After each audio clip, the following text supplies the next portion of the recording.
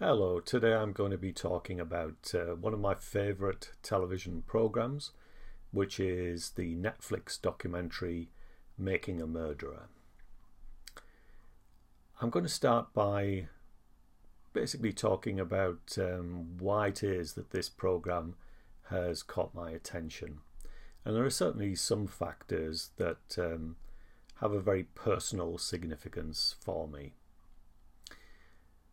I think the first thing I'm going to mention is the fact that when I was at university in the 1980s, I completed a questionnaire.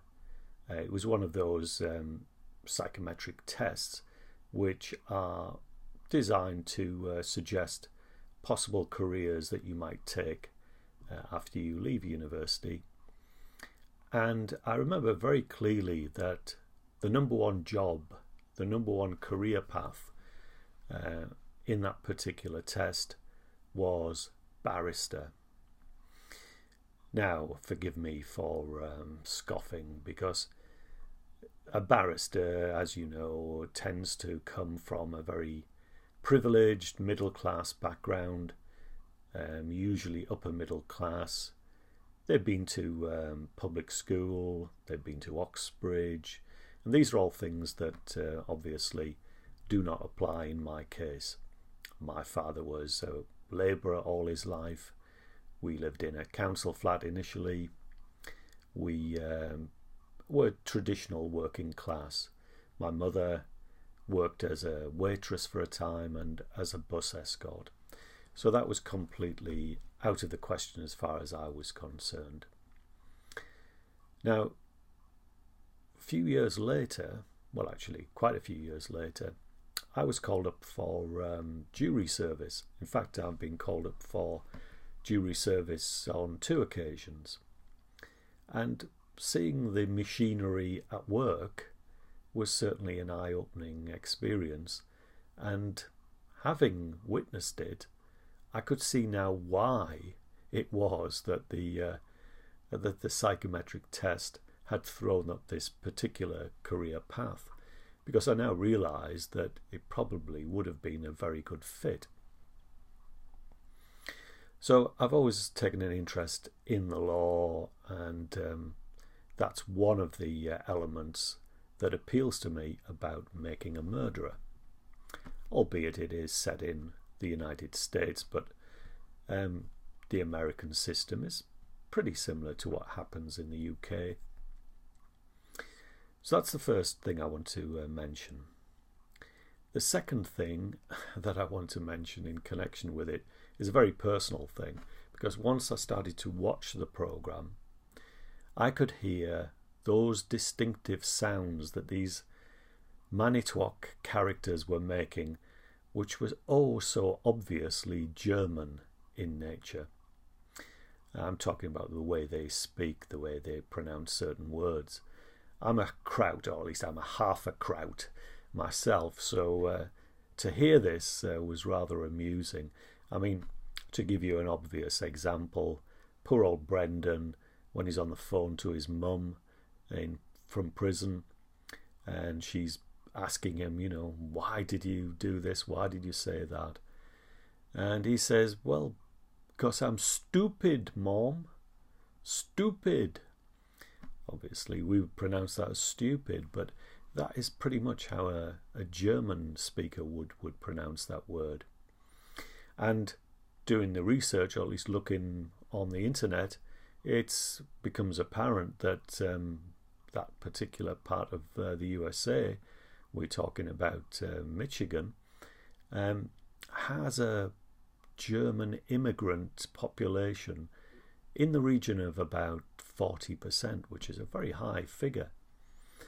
And of course, there are other factors as well. If you look at the surnames of many of the actors in this particular series, you've got the likes of even Theresa Halbach. That's a German name. Dennis Vogel, Dennis the Bird, Norm Garm, Wiegert, the detective, and of course there's the latest kid on the block, the figure of Kathleen Zellner, although obviously it's anglicised to Zellner, but that's definitely a German name, a German surname. Now, the other thing that I find particularly satisfying about the programme, and I did check it out when it first came out, that is the first series. I checked it out on IMDb, the Internet Movie Database, and it I think it was scoring in the region of 9 out of 10 at that time. It's since dipped very, very slightly to about 8.6, but that is a particularly high score, and it shows you just how much that series is held in esteem by the viewing public, including myself. So that is another element that immediately caught my eye. Now, in terms of the way that the programme works, I like the fact that there's no authorial intervention. The two producers stay in the background, they stay silent, and they let the actors speak for themselves. And I like that. That really does appeal to me. It gives it a sense of reality. And of course it lets you make up your own mind about them. Obviously there is a narrative. I'm quite sure that they're pro Stephen. But as I say, that is another element that particularly appeals to me. Okay, so we're up to season 2 now, but I want to say a little bit about season 1 and give a kind of potted history of what transpired in season 1. So the main actor in this piece is a man called Stephen Avery. He is an example of what you might call poor white trash. He runs with his family a kind of salvage business centred around an old scrapyard full of rotting cars which are being dismantled constantly throughout the series. It's a kind of Steptoe and Son scenario. And he was initially charged with sexual assault, rape and attempted murder of a woman called Penny Bernstein, who was jogging along a deserted beach. He was picked out by her in an ID parade, and he was subsequently jailed for those offences. Now, when you watch the programme, you can see that there are already elements of the Manitowoc Police Department, that's the area in which he lives, who are certainly who have an axe to grind against him. And two of the people that come out of this sorry tale with particular vehement hostility towards Stephen Avery are two of the deputies. The first one is Jean Couchet, and this guy, I mean, when they're suggesting people who might have been possible suspects, used an old photograph of Stephen Avery, because he'd been in trouble with the police before, and constructed a kind of photo fit which clearly poisoned the mind of the victim.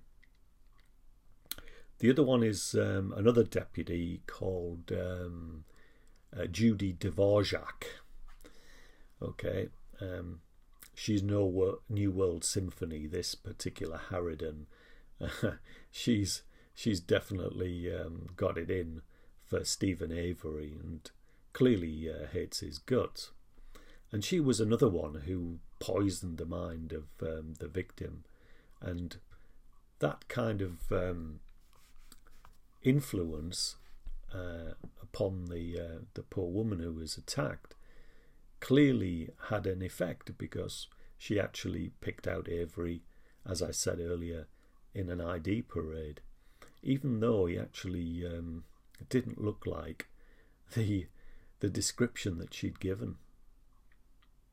So anyway, Avery spent some time in prison, many years in prison, until eventually he was exonerated, largely as the result of DNA evidence.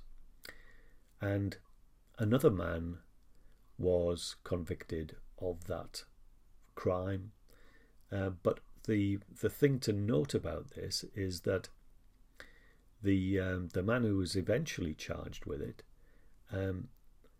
his name had been suggested by a number of people prior to Stephen Avery being charged with the crime.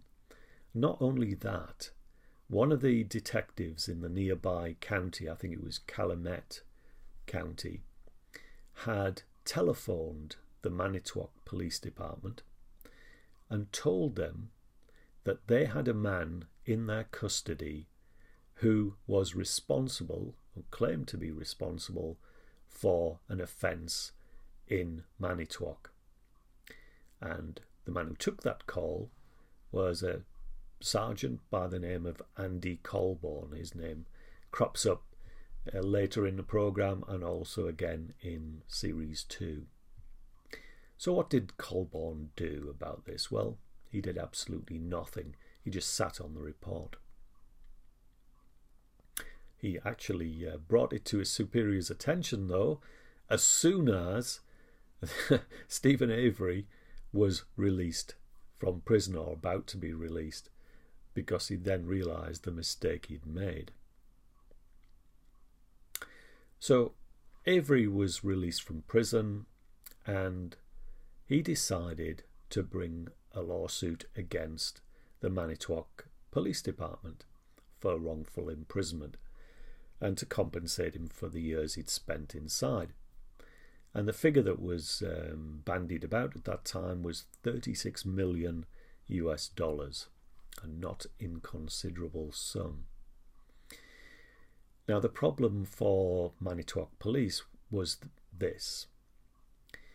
If he'd been successful and managed to actually get this money, Manitowoc Police would have been bankrupt.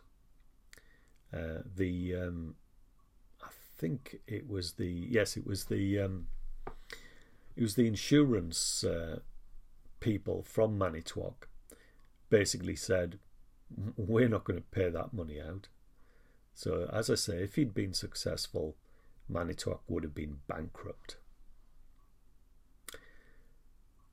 So when the depositions started to occur, and people like Jean Couchet, Andy Colborne, Dvorak Harridan, when these people were being interviewed, only a few weeks later, a young woman went missing, called Teresa Hallback. Now, she worked for, it was a trading company that, basically she was a photographer taking photographs for a company that sold motor cars. I can't remember the name of the company now. Anyway, she went missing a couple of weeks after these depositions were being taken, and it was Auto Trader. It's Auto Trader. It's just come back to me. So she went missing, and within a few days, her car was discovered on Stephen Avery's property.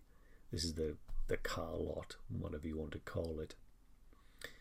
And as you can imagine, hey presto, he's arrested and charged with her abduction and her murder. Now, this just seems to be too good to be true when it comes to the Manitowoc Police Department. I mean, after all, they were in a position where they could quite literally go bankrupt. And here we have a situation where the man who's trying to sue them is now in desperate straits. So what then happens is that Stephen Avery decides to settle his claim with Manitowoc, and they admit no responsibility. And he gets, I think it was somewhere in the region of $300,000 instead of $36 million.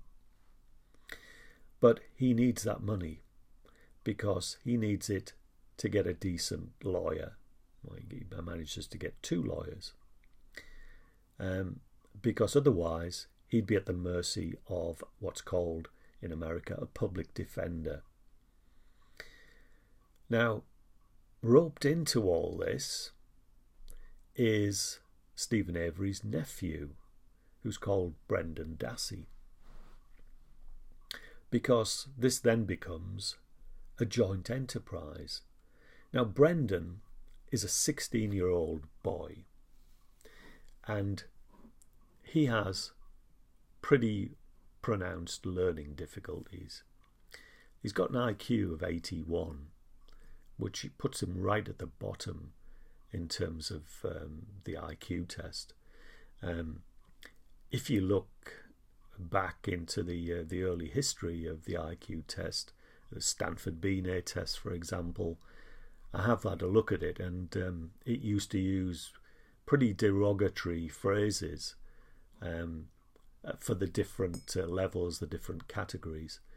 So in the old system, poor old Brendan would be just above a moron, and it did use other words such as cretin and imbecile.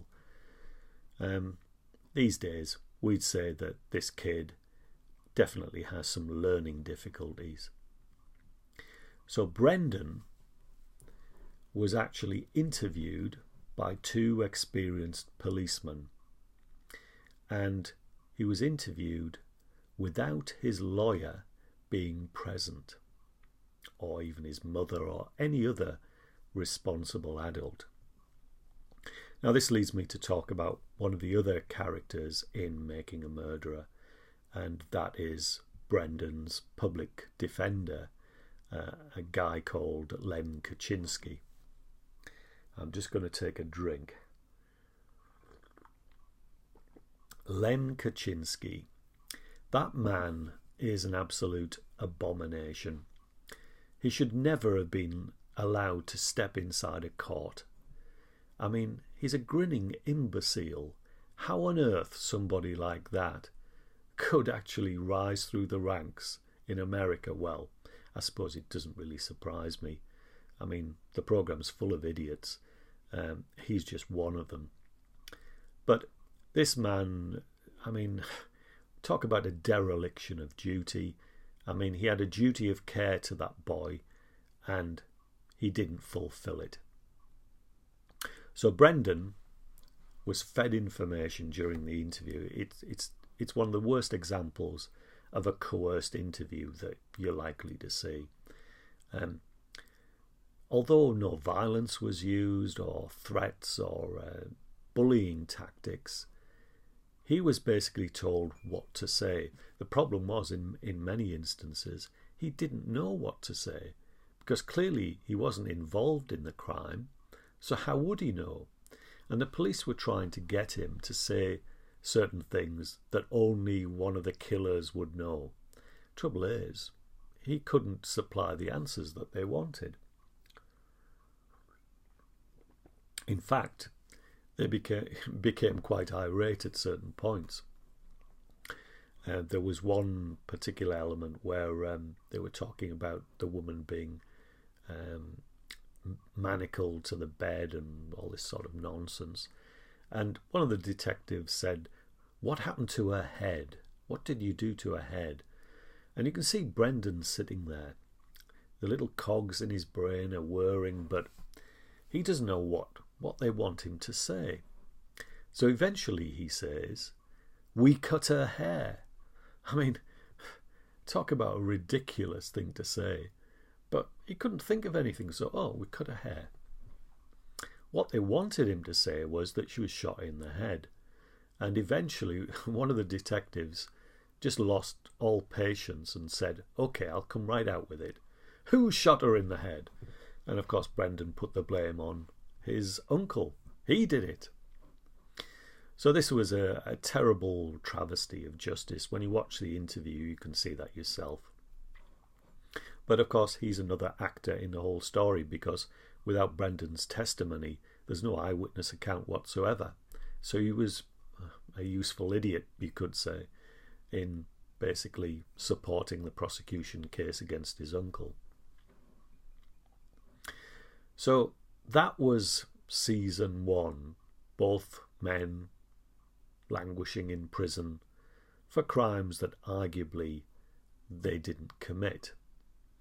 And there was much hoo-ha about possible planting of evidence by the police, the car miraculously turning up on the Avery property. And season 2 takes us in another direction. Now, the way that season 2 is structured is very interesting, because it follows both cases still. So we get to see what's happening with Brendan in terms of the various appeals that he goes through with his new attorneys, and we also see what's happening in terms of Stephen Avery. Now, we've got a new star on this particular program, and this is of course Kathleen Zellner, or Zellner as I called her earlier. This is the attorney that's been brought in, hopefully, to exonerate Stephen Avery. Now, she's got a fantastic track record in that respect. I think she's managed to get 19 people released from crimes that they hadn't committed. So hopefully this will be number 20. Now, she's pretty much one of those females that you tend to see very often in America. Lots of plastic surgery has been undertaken. She's got those sort of drawn-on eyebrows. But let's make no mistake about it, she is a formidable character. So her strategy is very simple, really. It's to interrogate the evidence, such as it is, and to undermine it. And to that end, she brings on board some experts in their field. So she'll bring into the equation people who are experts in blood spatter analysis, in terms of ballistics, all that kind of thing.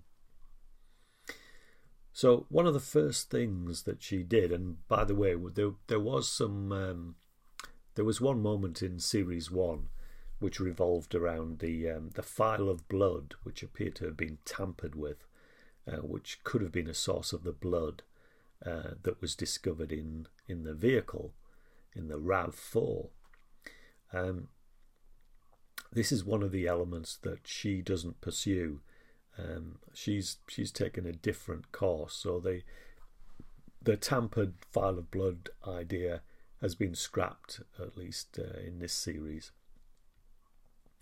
But what she did instead was to do a meticulous analysis of the blood spatter in the RAV4, which is the vehicle that belonged to Teresa Holbach.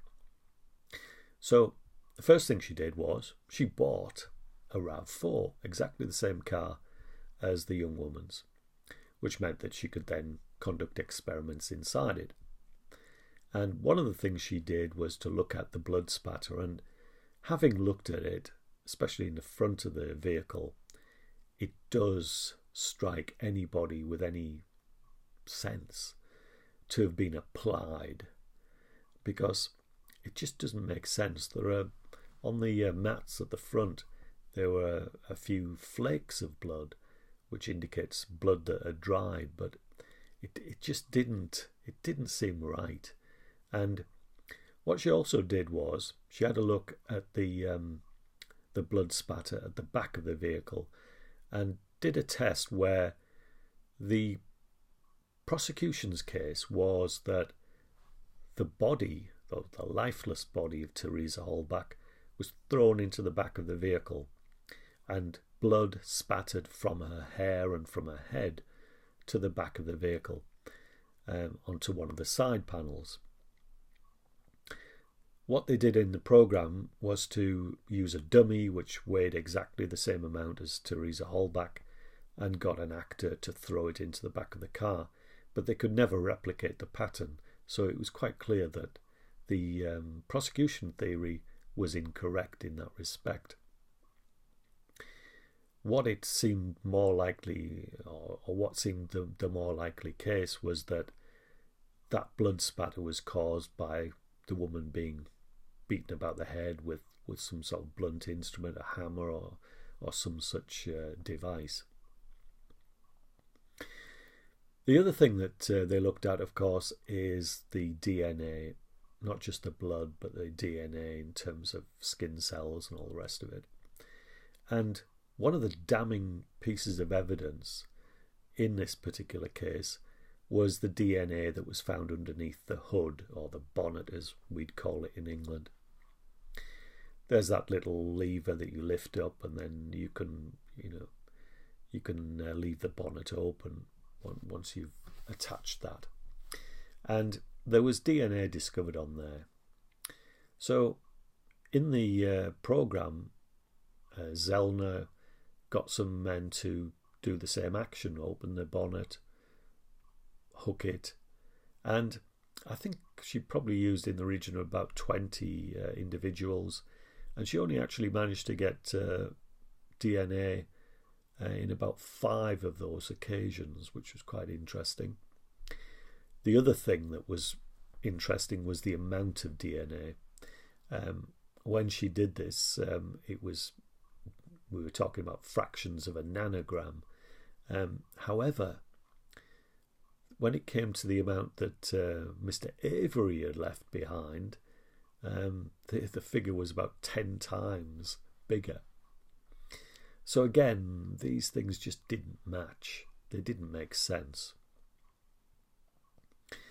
Now, what she also found was that because she did get access to some of the materials that had been collected at the scene, what she found was that when Stephen Avery was swabbed in the hospital, 2 groin swabs were taken. It was alleged that those swabs were disposed of in the sharps bag or whatever. She is not convinced of that, because she thinks that one of those swabs was substituted for the swab that was used to swab the bonnet of the car. Because that would then make sense. That's why there's so much DNA. And the other thing is that the swab didn't have any sort of other residue on it, any dirt or dust or grime that you'd expect from the latch inside a car bonnet. So again, this is something that it doesn't make sense, and it could be another example of tampering with the evidence by the Manitowoc Police Department, of course. The other thing that she looked at is the bullet, the .22 bullet, that was discovered in the Avery garage. Now, finding bullets in this or on this particular property was it was commonplace. There were probably thousands of spent bullets in that area. I mean, these guys fired guns all the time. So that wasn't unusual. What was unusual was the fact that Teresa Halbach's DNA was discovered on the bullet. Now, that was interesting, of course. It was perfect for the police. So, Zellner decided to investigate this bullet, and she conducted a number of tests on it, and then tried to replicate her findings by using live ammunition and firing bullets into a target, or at least in one instance. What happened was they took some pieces of bone, which I think were removed from a cow, which were the correct thickness of the human skull. And they tried to replicate what would happen if a bullet struck someone's head, because the prosecution case was that Teresa Halbach had been shot twice in the head. Now, if this bullet that was discovered in the garage, on the floor of the garage, had truly been the one that entered her skull, it would have gone through one plate of bone, through soft tissue, and come out through another bony plate. Now, the problem is that 2.2 bullets really don't have much in the way of velocity. They don't have much of a kick.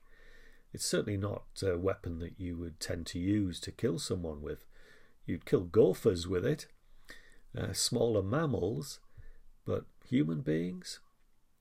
And apparently it is not easy to fire a bullet even at close range, which is a 2.2 bullet, and get it to penetrate the skull and then exit, which this bullet allegedly did. So that was part of the experiment that they conducted.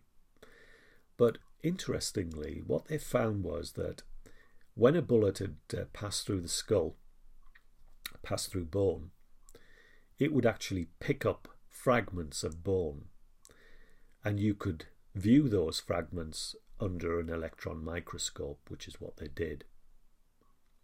So they had a look at the bullet from the evidence that was found in the Avery garage. And what did they find? There wasn't a single piece, a single fragment of bone on its surface whatsoever.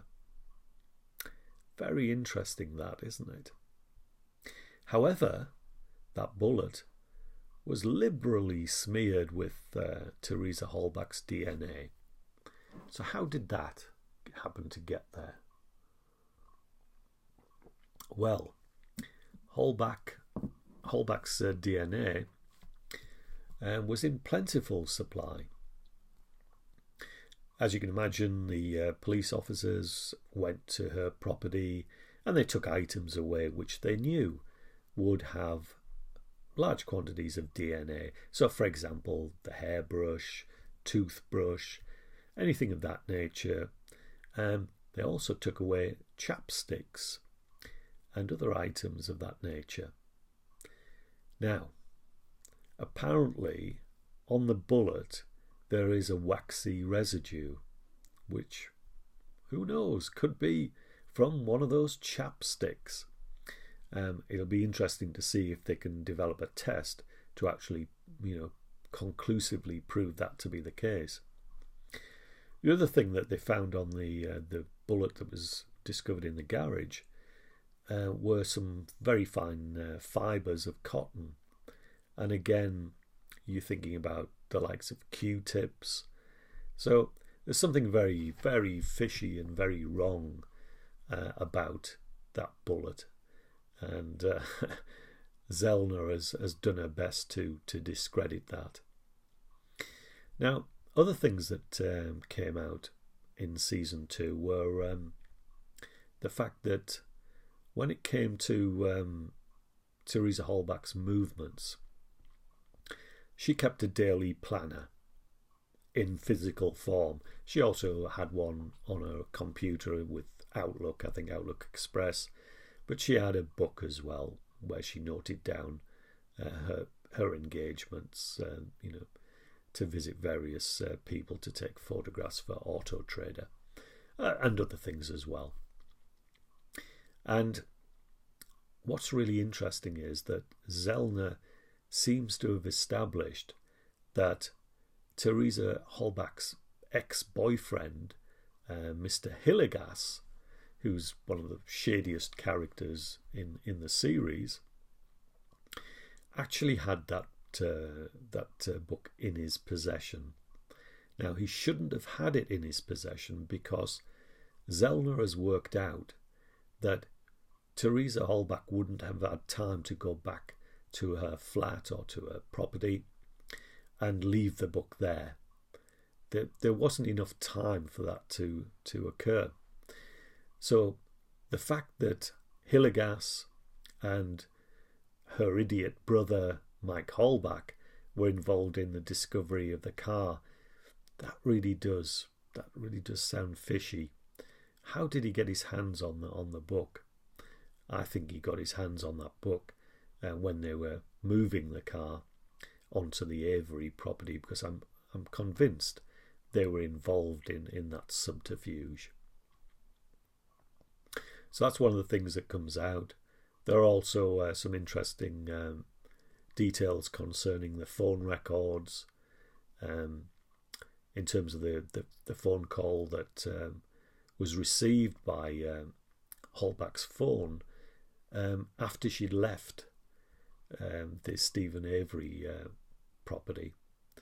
She did actually, one of the towers in the area pinged, and she did receive an incoming call when she was well away from the Avery property, which obviously she didn't answer because she was probably driving at the time.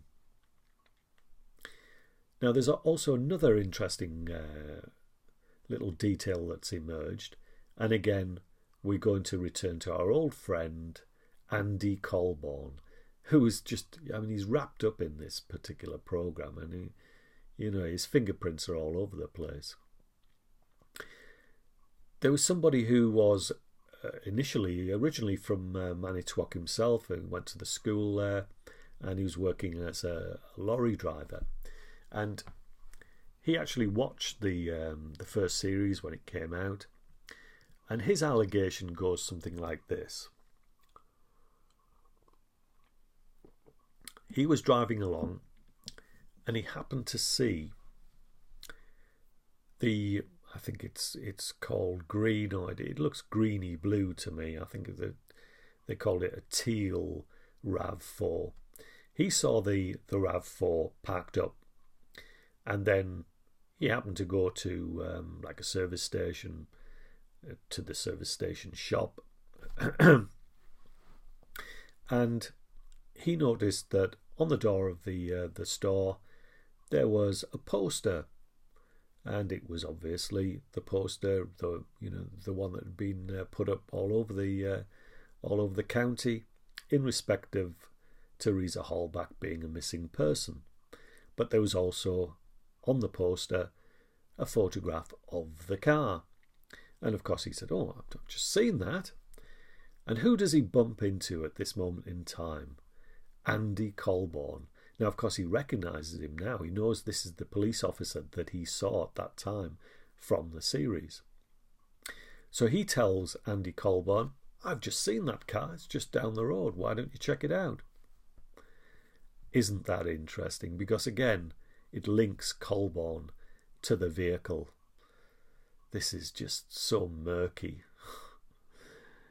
So those are the kind of extra details that are provided in the program. There's many more, and I'll probably end up doing another video, maybe focusing on other elements. But there's another aspect that I want to talk about, and I mentioned this earlier on, the way in which the program's structured. It deals with the Avery case and obviously the ongoing appeals for Brendan Dassey. So what happened in the Brendan case is that his advocates, who are called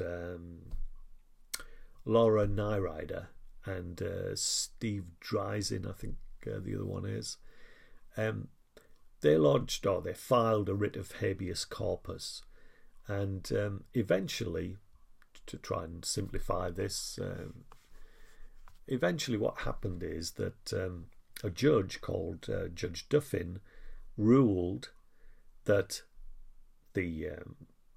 basically the confession that Brendan had made to the two police officers had been coerced. That's the conclusion he came to. So we're thinking, oh great, Brendan's going to get out of prison. It's not as simple as that. Not when you've got the weight of the entire Manitowoc Police Department against you. It's not going to be that easy. So unfortunately, that decision was appealed and then overturned. So they're back at square one again. However, they then take it to a 3-judge panel who look at the case. And again, by a majority verdict, a 2-to-1 verdict, they decide that yes, the confession was indeed coerced. So you know what's going to happen next, don't you? I don't need to tell you. You know, Manitowoc are going to appeal. Of course they are. They're not going to let this boy out. And so they do. And then eventually it goes all the way up to a 7-man and woman combination of judges who look at the case again, and they reject it. And I think the last detail is when it goes to the Supreme Court. And again, not many cases actually reach the Supreme Court.